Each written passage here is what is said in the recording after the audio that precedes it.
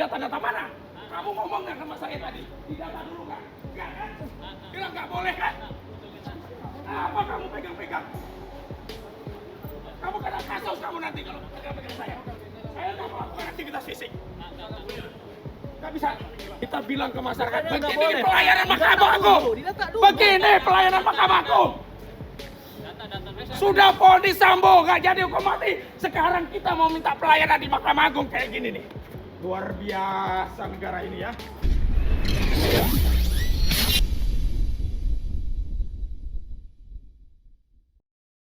Bismillahirrahmanirrahim. Assalamualaikum warahmatullahi wabarakatuh. Waalaikumsalam warahmatullahi wabarakatuh. Alhamdulillahirabbil alamin. Allahumma shalli ala Muhammad wa ala Muhammad. Allahumma shalli alaihi. Kami baru saja mendatangi gedung Mahkamah Agung Republik Indonesia. Memang tadi sempat terjadi insiden dan kami sampaikan kepada Yang Mulia Ketua Mahkamah Agung Republik Indonesia untuk bisa lebih memperbaiki pelayanan kepada masyarakat, karena gedung Mahkamah Agung ini dibangun dari pajak rakyat. Pegawai-pegawai, staf dan semua yang ada di lembaga yang mulia ini tentu digaji juga dari pajak rakyat, sehingga sudah sepatutnya abdi negara, ya, ASN itu memberikan pelayanan yang terbaik kepada masyarakat. Kami dapat menginsyafilah, kami juga dapat maklum karena petugas-petugas tadi sedikit emosi. Dan kami juga perlu juga untuk memberikan satu pencerahan di level lapangan tentang pentingnya untuk memberikan pelayanan kepada masyarakat, khususnya masyarakat mencari keadilan. Dan hari ini kami datang dalam rangka untuk memohon keadilan dari Yang Mulia Ketua Mahkamah Agung Republik Indonesia. Karena kami memang sedang menangani kasus dari Gus Nur yang sebelumnya klien kami sudah mengajukan permohonan kasasi melalui perkara 271 Junto 318. Jadi 318 itu keputusan di Pengadilan Negeri Surakarta dan di keputusan di Pengadilan Tinggi Semarang 271. Nah, apa kepentingan kami? Tentu kami yang pertama kali bertanya. Kami bertanya tentang proses kasasi yang kami ajukan sampai di mana? Kok belum ada kabarnya?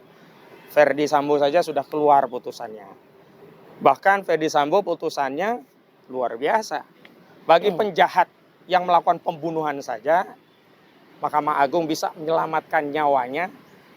Bagi istri penjahat yang turut dalam melakukan kejahatan pembunuhan berencana kepada almarhum Brigadir Joshua Huta Barat, itu saja ya bisa dikurangi hukumannya dari 20 tahun menjadi 10 tahun. Ya, Ma'ruf ya, Kuat Ma'ruf juga dikurangi dari 15 tahun jadi 10 tahun. Kemudian Ricky Rizal juga dikurangi dari 13 tahun jadi tinggal 8 tahun. Maka alangkah bijak tentunya kalau Mahkamah Agung memvonis bebas Gus Nur. Kenapa? Karena Gus Nur hanya divonis 4 tahun. Coba 20 tahun tinggal 10 tahun. 10 tahun. Kurang 10 tahun. Lah Gus Nur 4 tahun. Ya harusnya kan hilang semuanya. Dari hukuman mati Dari hukuman mati jadi seumur hidup, masih punya kesempatan dia. dikurangi lagi. Ya. Masih punya kesempatan untuk ketemu keluarganya, harusnya kan hukuman mati gitu. Nah ini Gus Nur, mohon maaf Yang Mulia, Gus Nur tidak meneteskan satupun darah dari warga negara Indonesia, apalagi meneteskan darah anggota kepolisian. Nggak ada yang dirugikan oleh Gus Nur. Gus Nur hanya melakukan mubahalah untuk mencari keyakinan dari namanya Bambang Trimulyono tentang keaslian ijazah saudara Joko Widodo. Lalu Bambang Tri bermubahalah. Ini pun yang pertama kali Yang Mulia kami perlu sampaikan. Ini Gus Nur ini di framing, dituduh melakukan penodaan agama. Setelah diadili nggak ada Yang Mulia. Di tingkat pertama nggak ada pasal penodaan agama. Di tingkat banding juga tidak ada. Yang pertama dianggap menyebarkan kabar bohong tentang ijazah palsu. Divonislah 6 tahun dari tuntutan 10 tahun penjara. Oleh pengadilan tinggi dikoreksi. Nggak ada pasal kabar bohong. Yang ada dianggap menyebarkan kebencian dan permusuhan berdasarkan suku, agama, ras, antar golongan. Divonis 4 tahun. Jadi nggak ada alasan kalau kemudian Putri Chandrawati saja bisa dikorting 10 tahun. Kuat Ma'ruf saja bisa dikorting 5 tahun. Ricky Rizal saja bisa dikorting 5 tahun. Kenapa untuk Gus Nur nggak minta 10 tahun? Nggak minta 5 tahun, 4 tahun saja biar dia bebas. Karena terakhir vonisnya hanya 4 tahun. Itu. Jadi adil kalau ada narasi, oh itu kan keadilan buat Sambo. Bagaimana dengan Gus Nur? Oh itu kan keadilan bagi Putri Candrawati. Bagaimana dengan Gus Nur? Jadi kami mohon kebebasan dari Gus Nur karena tidak ada yang dirugikan. Pelapor-pelapor itu juga ketika ditanya nggak pernah tahu jasa aslinya. Dan ini perlu saya sampaikan kepada Pak Muldoko yang sudah menyatakan siap pasang badan untuk Pak Jokowi. Nah hari ini saya minta Pak Muldoko pasang badanlah untuk rakyat. Caranya apa? Sederhana. Tanyakan kepada Pak Jokowi ijazah aslinya. Karena kami yang sudah berusaha mencari ijazah asli itu bentuknya seperti apa sampai ke pengadilan dalam proses pembuktian Pak Muldoko saya sampaikan kepada Anda tidak ada satupun ya ijazah atau selembar kertas pun ijazah asli Pak Jokowi di persidangan. Jadi rakyat ini ragu presiden kita itu ijazahnya asli atau palsu. Kalau ijazahnya asli kenapa tidak didatangkan di pengadilan? Kalau ijazah palsu itu kabar bohong, ternyata kabar bohongnya dianulir oleh Pengadilan Tinggi Semarang. Jadi kami butuh ada yang pasang badan. Kalau ada yang mau pasang badan, dan Pak Muldoko juga siap pasang badan, tolong Pak Mul, pasang badanlah untuk rakyat. Tanyakan keaslian ijazah ke Pak Jokowi dan sampaikan itu kepada publik.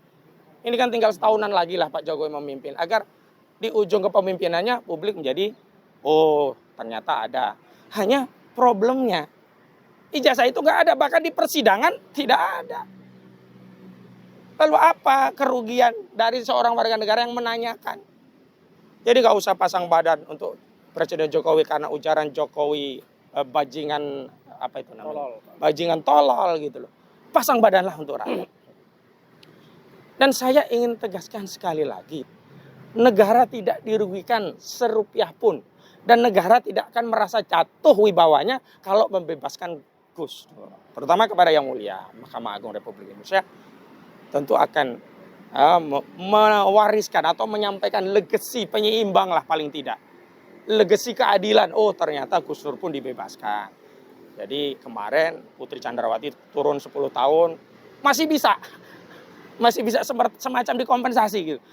Tapi kalau Gus Dur tidak dibebaskan, lalu apa negara ini? Hukum apa negara ini? Saya ini advokatnya mendampingi semua prosesnya. Dan saya bersaksi tidak ada satupun ya selembar pun ijazah asli yang dihadirkan. Loh, kita itu kan kalau proses bersidang, bukti kopi, dinazegel, cocokkan dengan asli. Kemudian oleh ketua majelis hakim ditulisi sesuai dengan aslinya. Nah ini dalam perkara Gus Dur nggak ada proses itu, karena nggak ada ijazah aslinya. Jadi saya harap, saya bermohon kepada Yang Mulia Ketua Mahkamah Agung Republik Indonesia agar bisa memberikan keadilan kepada Gus Nur, agar bisa memberikan keadilan kepada masyarakat, agar bisa memberikan ketentraman kepada masyarakat mencari keadilan. Itu saja dari saya. Assalamualaikum warahmatullahi wabarakatuh. Assalamualaikum warahmatullahi wabarakatuh. Waalaikumsalam. Alhamdulillah kami bersama para advokat ya mengirim surat untuk bertanya atau menindaklanjuti kasasi yang dilakukan oleh advokat Gus Nur.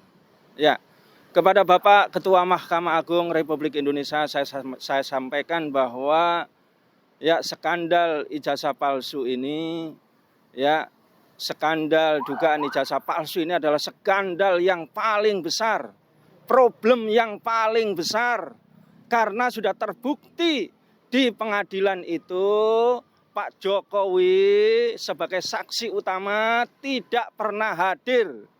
Demikian juga ijazahnya yang asli juga tidak pernah bisa dihadirkan oleh JPU. Sampai di situ kita bersih tegang antara saksi ahli JPU. Ya, dia menekankan kaidah al-bayyinah 'alal mudda'i.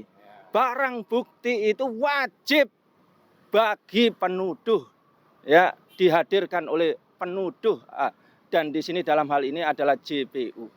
Dan berkali-kali disampaikan ya wajib menghadirkan ijazah asli. Tapi tidak pernah dihadirkan dan merasa tidak mampu JPU ini untuk menghadirkan. Maka sidang ini adalah sidang dagelan, sidang permainan saja.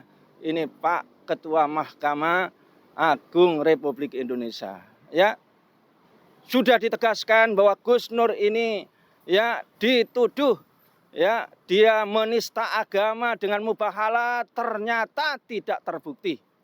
Ya, dituduh dengan kabar bohong, ternyata tidak terbukti. Sebaliknya, dugaan kuat ijazah Pak Jokowi betul-betul palsu. Yang kedua, bukti juga yang lain. Subhanallah, pada kasus Sambo, Pak Mahfud berkoar-koar, Pak Muldoko berkoar-koar, tokoh-tokoh ya baser-baser berkoar-koar. Pada kasus Rocky Gerung, ya skandal, ya bajingan tolol, semuanya berkoar-koar. Ya, tapi dalam kasusnya Gus Nur, dugaan ijazah palsu, Pak Mahfud MD diam saja, Pak Muldoko diam saja, alias tidak berani berkomentar karena akan dituntut untuk menghadirkan ijazah palsunya. Apalagi DPR. Ya, Puan Maharani, ya diam saja membisu.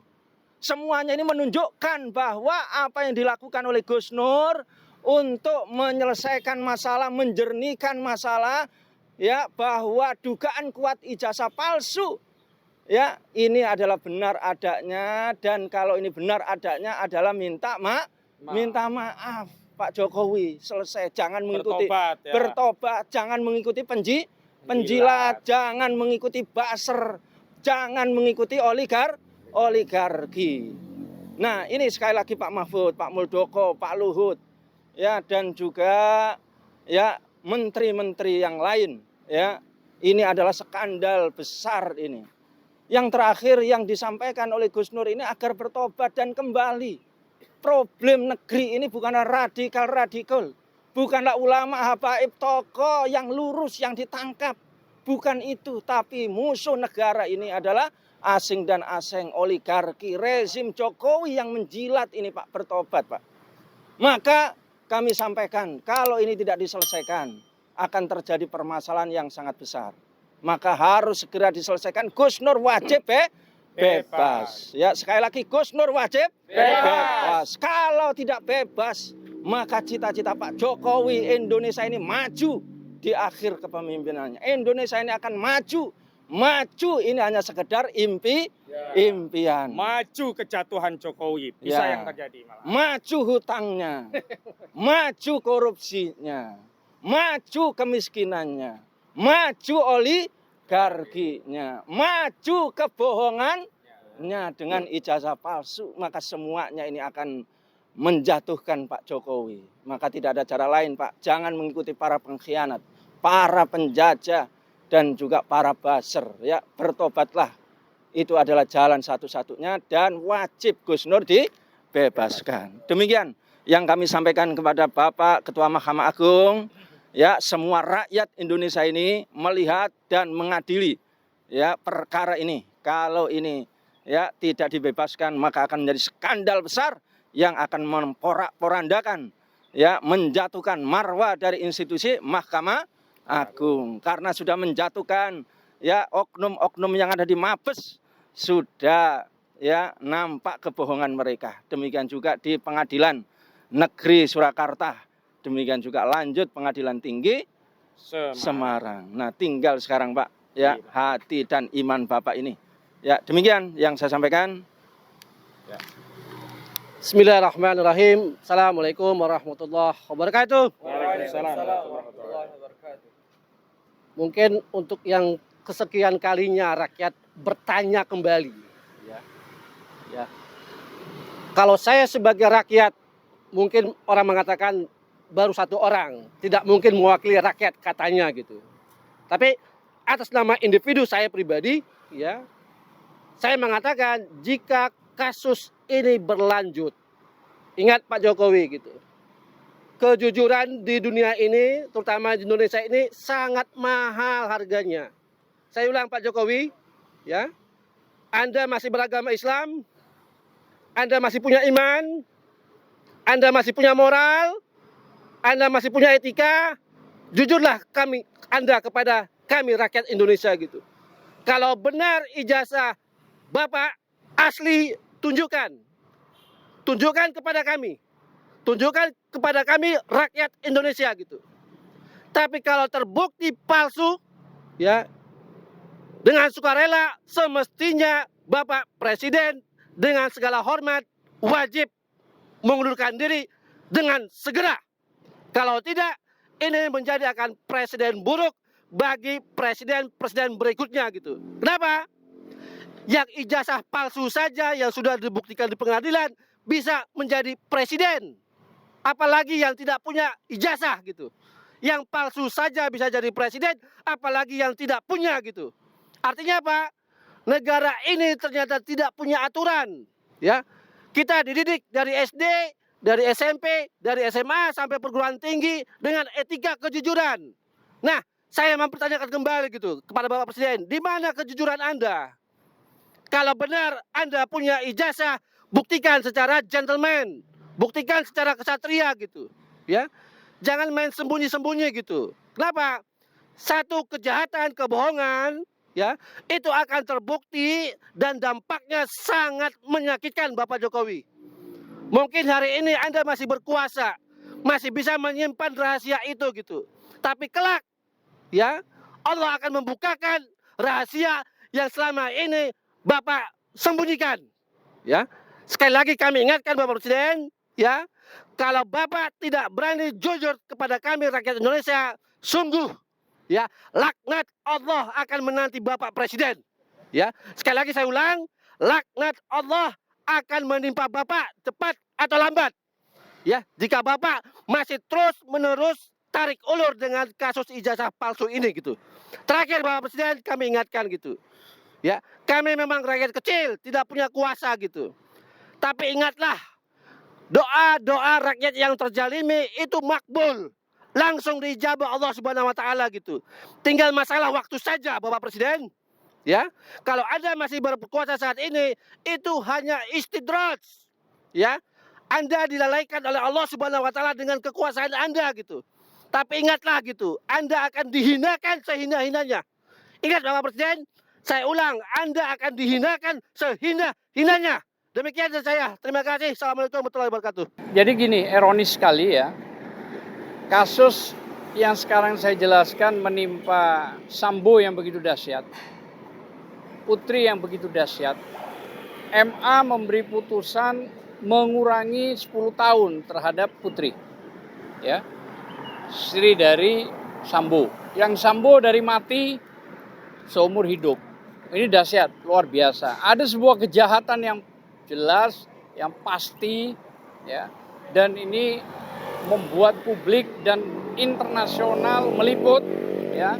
Tapi hakim MA berani memutus apa dasarnya saya nggak tahu, ya. Tapi yang jelas mempertanyakan semua rakyat atas putusan tersebut. Nah, ini ada orang yang nggak bersalah, seorang ulama namanya Gus Nur. Tidak bisa membuktikan apa-apa. Bahkan di dalam sidang JPU tidak bisa membuktikan kebenaran waktu itu adanya ijazah Jokowi. Namun Gus Nur dari tingkat PN 6 tahun, tingkat PT 4 tahun. Nah, harapan saya apa? Sederhana kok. MA untuk putusan Gus Nur, mau ngapain capek-capek? Udah deh dibebasin aja deh. Nggak ada yang penting, nggak ada yang perlu kok. Toh ecek-ecek juga kasusnya. Ya kan? Kasusnya tidak berat, tapi jangan dibuat berat.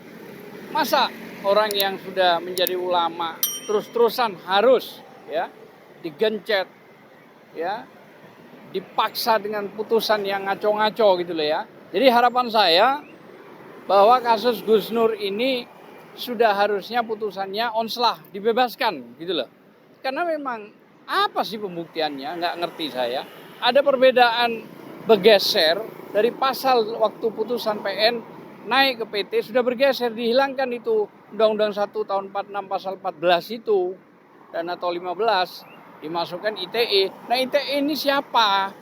Gitu loh ya. Jadi ini membuat sakwasangka yang tambah dalam, sakwasangka yang tambah negatif ya terhadap penegakan hukum di negeri ini gitu loh ya. Jadi sekali lagi saya berharap MA dalam putusan pidana ini untuk Gus Nur bebaskan, itu yang paling penting. Karena memang beliau ini tidak bersalah. Tidak ada pembuktian yang signifikan. Justru dari JPU tidak bisa membuktikan kebenaran bahwa ada ijazah dari seorang presiden. Nah, kok malah orang yang ditangkap, ditahan. Nah, jadi pemberitahuan kebenaran, kejujuran, objektif, seolah-olah kabur, obskur label di negeri ini. Nah, ini bahaya. Jadi itu harapan saya. Sekali lagi saya mohon dengan segala hormat, tapi konteksnya sih sebenarnya sudah Hakim Agung ini mengetahui lah bahwa tidak pantas diputus 4 tahun lah. Dibebaskan, itu yang paling benar. Onslah. Saya kira itu aja. Terima kasih. Ya, mudah-mudahan perjuangan para advokat muslim atau advokat yang mencari sebuah keadilan, kebenaran, dan pada tingkat kejujuran, pertama diberi payung oleh Allah Subhanahu wa taala, ya. Itu yang paling utama. Dan yang kedua, dengan pemerintahan yang baru ini nanti akan berubah semua. Para buzzer yang nggak benar ini semua sudah berubah. Artinya kembali damai Indonesia ini. Karena memang benar-benar Allah memberikan berkah yang luar biasa di tanah kita ini. Ya, kalau sudah memimpin ini jahat, maka nanti Allah nurunkan bala. Ini yang kita khawatirkan. Saya kira itu aja. Terima kasih. Wassalamualaikum warahmatullahi wabarakatuh. Allahu Akbar, Allahu Akbar, Allahu Akbar. Merdeka. Assalamualaikum warahmatullahi wabarakatuh. Ya, kami dari keluarga Gus Nur mengucapkan jazakumullah khairan katsirah kepada Bang Azam. Pada tanggal 9 kami akan mengirimkan surat untuk bertanya tentang proses kasasi. Alhamdulillah.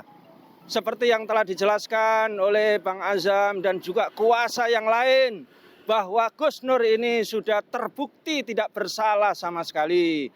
Tuduhan utama penodaan agama mubahalah sudah tidak terbukti. Yang paling utama lagi, berita bohong, tidak pernah Pak Jokowi hadir. Tidak pernah Pak Jokowi hadir sebagai saksi utama. Apalagi ijazah aslinya. Dan sekarang putusan dari Pengadilan Negeri Surakarta ya telah dibatalkan oleh Pengadilan Tinggi dari Semarang, ya, sehingga hanya tinggal ujaran kebencian saja. Dan ujaran kebencian pasti juga tidak terbukti karena yang harus melapor Pak Jokowi. Oleh karena itu kami mengingatkan, ya, sudah banyak skandal di negeri ini. Ya, ada skandal people power, ada skandal ya ujaran, ya bajingan tolol, ada ujaran, ada skandal 349 triliun, ada skandal Kemenkeu, ada skandal Mafia 03. Maka kalau Gus Nur ini tidak dibebaskan, maka ini akan menjadi skandal yang baru, yakni skandal ke-1000 kebohongan ini Bang Azam, ya. Nah, maka Pak Jokowi yang ingin di akhir ini menjadikan Indonesia ini maju, ya, bermimpi maju, bercita-cita maju, maka saya tidak ingin cita-cita itu hanya sekedar mimpi atau ilusi. Yang maju adalah korupsinya, yang maju adalah kezalimannya, yang maju adalah kebohongannya. Nah, ini yang dipesankan oleh kuasa hukum dan juga para aktivis, para ulama, para tokoh. Segera bebaskan Gus Nur. Dari kami cukup demikian. Sekali lagi terima kasih Bang. Jazakumullah khairan katsira menemani kami untuk terus-menerus bertanya. Bahkan akan kita tanya setiap minggu sekali ke Mahkamah Agung ini. Ya, terima kasih. Assalamualaikum warahmatullahi wabarakatuh. Baik, terakhir tentu kita akan menunggu respon dari Mahkamah Agung Republik Indonesia. Kita akan uji apakah Mahkamah Agung Republik Indonesia bisa menjadi garda terakhir penjaga keadilan bagi masyarakat. Apakah Mahkamah Agung Republik Indonesia bisa melayani para masyarakat yang mencari keadilan di Mahkamah Agung Republik Indonesia, atau sebaliknya Mahkamah Agung Indonesia menjadi alat legitimasi bagi kekuasaan yang zalim, menjadi alat legitimasi bagi ijazah palsu, menjadi alat penzaliman dengan memberikan ketidakadilan kepada rakyat. Kita tunggu saja dan kita bersaksi kepada Allah Subhanahu wa taala bahwa kita telah menyampaikan amanah dakwah. Kita telah melakukan amar ma'ruf dan nahi mungkar. Kita telah menyampaikan bukan hanya satu ayat, banyak pengetahuan yang kita ketahui dalam kasus ini kepada masyarakat, kepada penguasa. Dan cukuplah kepada Allah kita memohon pertolongan. Hasbunallah wa ni'mal wakil, ni'mal maula wa ni'man nasir, la haula wa la quwata illa billahil aliyyil azim. Bila fisabil haq fastabil khairat, wallahu muwaffiq ila aqwamit thoriq. Wassalamualaikum warahmatullahi wabarakatuh. Waalaikumsalam warahmatullahi wabarakatuh. Takbir! Allahu Akbar. Takbir! Allahu Akbar. Takbir! Allahu Akbar.